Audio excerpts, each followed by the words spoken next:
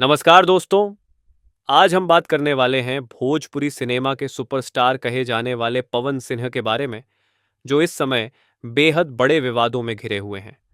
हाल ही में social media पर viral हुआ एक वीडियो लोगों को झकझोर कर रख दिया है। इस वीडियो में पवन सिन्हा अपनी को स्टार अंजलि राघव के साथ मंच पर खड़े हैं और उन्हें बिना उनकी अनुमति के छूते हुए साफ नजर आ रहे हैं। दोस्तों, ये वीडियो जितना चौंकाने वाला है, उससे भी ज्यादा चौंकाने वाली बात यह है कि अंजलि राघव इस घटना को लेकर अब तक के अपने अनुभव साझा कर चुकी हैं। उन्होंने साफ कहा कि उस समय वे डर और कंफ्यूजन की वजह से मुस्कुराईं, लेकिन अंदर से वह बेहद असहज महसूस कर रही थीं। उन्होंने तो यहां तक कह दिया कि उन्हें लगा शायद उनके कपड़े पर कुछ लगा होगा, लेकिन बाद में जब वीडियो वायरल हुआ, तब लोगों को असलियत समझ आई।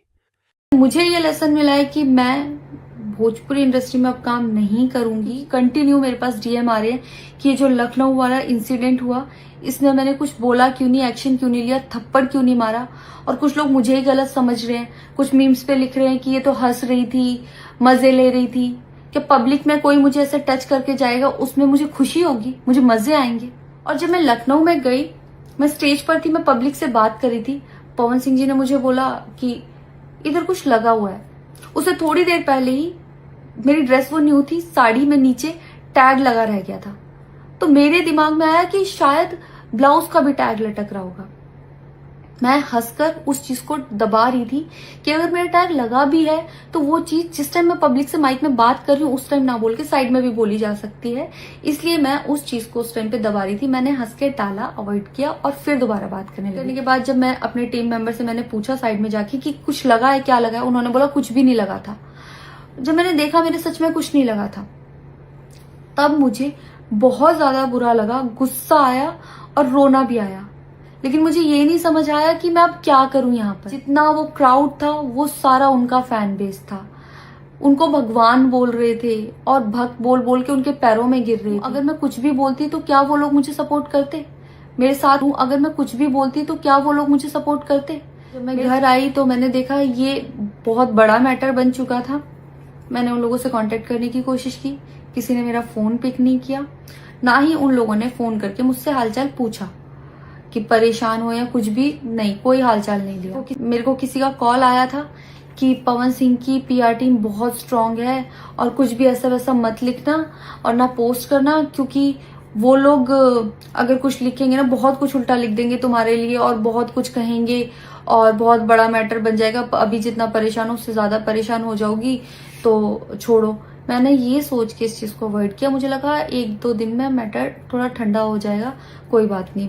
मैंने कहा पर्सनली कभी बात करूंगी इस बारे में इनसे।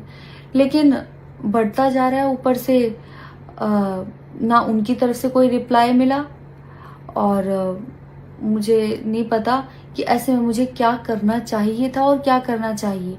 आप लोग मुझे बताओ, मुझे ऐसे में क्या करना चाहिए। मैं बिल्कुल भी सपोर्ट नहीं करती कि हाँ ये चीज नॉर्मल है या इसको नॉर्मल समझूं। किसी भी लड़की को उसके बिना परमिशन के टच करना ही पहली बात बहुत गलत है, और फिर इस तरीके से टच करना तो हद से ज्यादा गलत है। यही सेम चीज अगर हरियाणा में हुई होती ना, तो मुझे जवाब देने की जरूरत नहीं पड़ती। यहाँ की पब्लिक अपने आप जवाब दे देती, यहाँ की ऑडियंस फुल सपोर्ट करती और जवाब देती। लेकिन मैं उनकी जगह पर थी, वो यहाँ पे नहीं थे। इससे मुझे ये लेसन मिला है कि मैं भोजपुरी इंडस्ट्री में अब काम नहीं करूंगी। और सोचने वाली बात यह है कि ये सब कुछ पब्लिक इवेंट में हुआ, इतने लोगों के सामने। अगर एक महिला इंडस्ट्री में इतना बड़ा नाम होने के बावजूद मंच पर अपने को स्टार से असुरक्षित महसूस कर सकती है, तो आम महिलाओं की स्थिति का अंदाजा लगाना मुश्किल नहीं है। अंजलि राघव ने साफ कहा कि उन्हें इस घटना के बाद भोजपुरी इंडस्ट्री से कोई खास सपोर्ट नहीं मिला, बल्कि पवन सिंह के पीआर टीम के लोग उन्हें बोल रहे थे कि ये बात बाहर मत निकालो, और यहीं से उन्हें लगा कि ये इंडस्ट्री उनके लिए सुरक्षित नहीं है।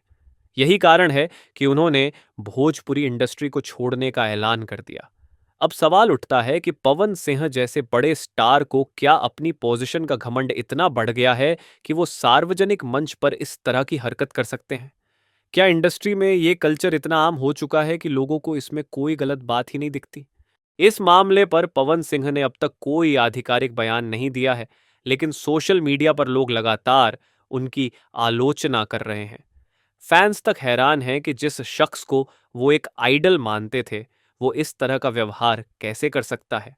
और बात यहीं खत्म नहीं होती दोस्तों। इस विवाद के बीच पवन सिंह की दूसरी पत्नी ज्योति सिंह का एक इमोशनल पोस्ट भी सामने आया है, जिसमें उन्होंने अपने पति पर महीनों से इग्नोर करने का आरोप लगाया।